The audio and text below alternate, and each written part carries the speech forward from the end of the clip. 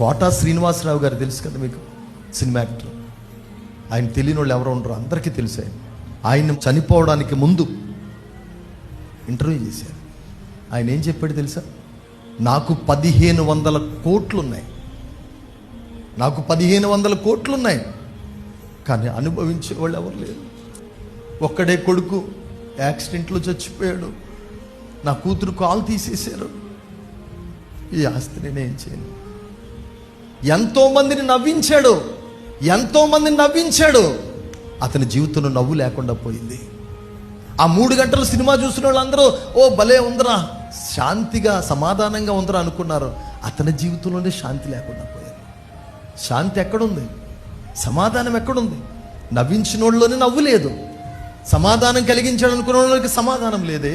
ఎందుకు జీవించాను, ఎందుకు చచ్చిపోతాను నాకు అర్థం కాలేదు.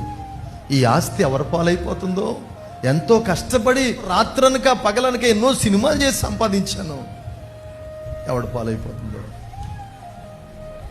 అన్నాడండి. బిడ్లారా, సమాధానం ఎక్కడుంది? శాంతి ఎక్కడుంది? బయట ఏదో ఉందనుకుంటున్నావమ్మా, బయట ఏం లేదురా, దేవుడి దగ్గరే ఉంది సమాధానం.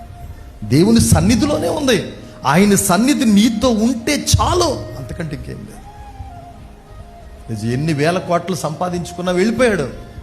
ఎక్కడికి పోయారయ్యా కోటాగారు అంటే, కోటాగారు ఏమన్నా దేవుణ్ణి సంపాదించుకున్నాడా?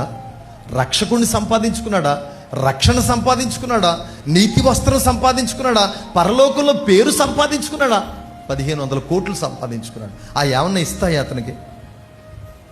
ఏం లేదు. ఒట్టి చేతులతో పోయాడు.